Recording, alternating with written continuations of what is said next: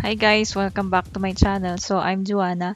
Nag-aaral ako ng Java programming language and dinidiscuss ko lang dito kung ano yung mga naintindihan ko. So nung previous video, in-explain ko kung ano ibig sabihin ng OOP.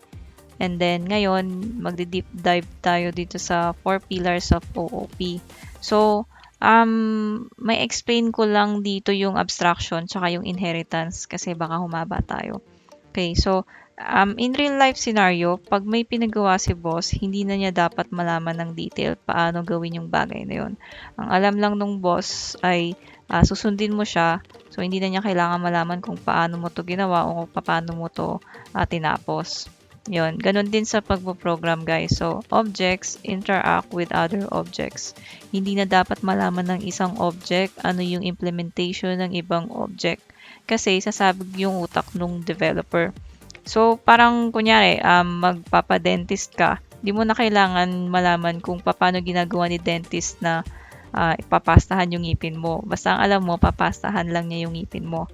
Okay, ganon. So, sa abstraction, itatago ang details paano ma-implement ang isang method. Ang dapat malaman ng tumatawag ng method ay ano ang ginagawa nito at hindi paano. So, what it does rather than how it does. Okay, so sa abstraction, merong two ways to use abstraction. Una, abstract class, tsaka interface. So, sa abstract class, may abstract method or method na walang implementation. Yung child class ang magpo-provide ng implementation. Okay? So, tingnan nyo dito sa example na to. Si class UI control, alam lang natin na meron siyang display method. Okay? Tingnan nyo dito sa, di ba may string value, may location X, may location Y. So, alam lang natin na may display method siya. And then, yung implementation nun, si child class na ang bahala kung paano mag-display. Okay? Walang implementation dun sa UI control. Basta kung may abstract method, kaya mag-draw pero hindi natin alam paano. Okay? Next, abstract class. Pwedeng merong both abstract method, walang implementation yon, at method na may implementation. Okay, example. Tingnan nyo dito. Dito sa ilalim ni int x. So, si abstract void draw. Okay, method siya na walang implementation. Pero tingnan nyo din yun sa ilalim niya. Void move right. So, may implementation si move right na method. So, ibig sabihin lang nito, si abstract class, pwede siyang magkaroon ng abstract na method, which is si draw method. At saka, pwede din siyang magkaroon ng method na may implementation, which is, eto nga, si move right method. Tingnan nyo, di ba, may implementation siya. Next, interface. Kung gusto natin no implementation at all, gagamit tayo ng interface.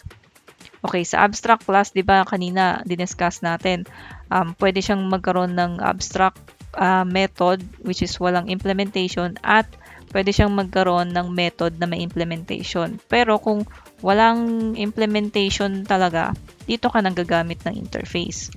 Okay? Tingnan nyo dito sa example. So, public interface UI control. Lahat ng method na isusulat mo dyan, wala talagang implementation. Kasi nga, interface siya.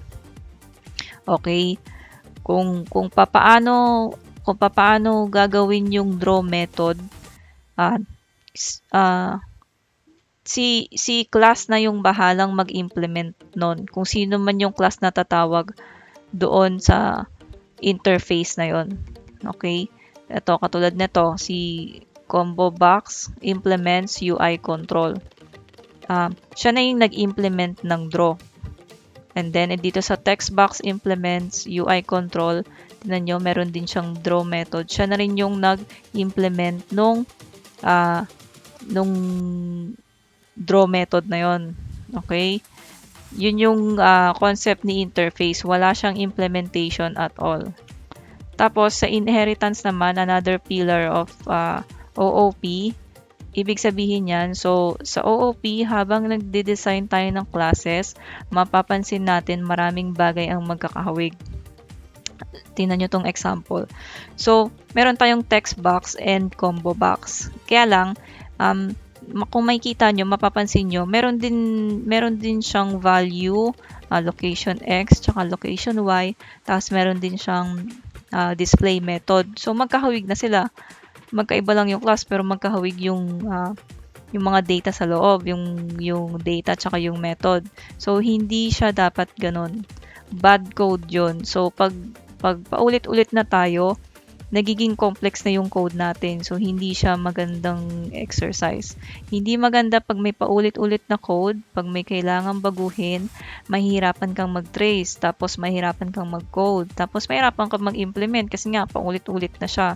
So, dito papasok si inheritance.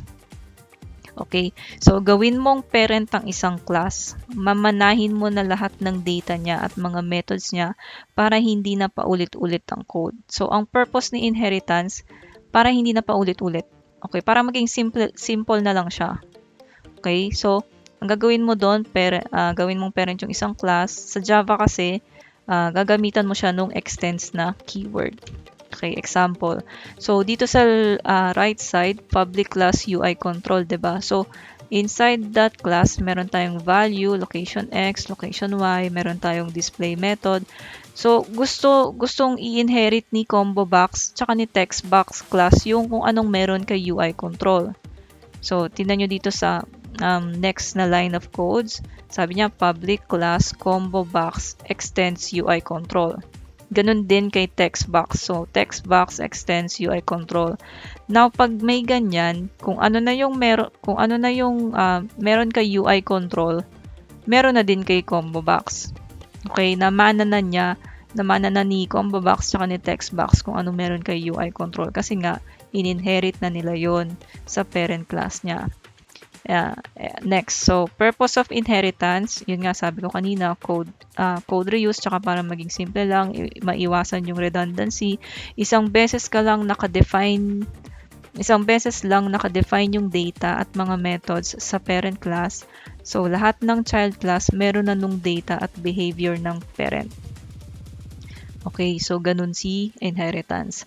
Summarize natin. So, si inheritance, ginagamit to reuse code pag maraming class na magkakahawig.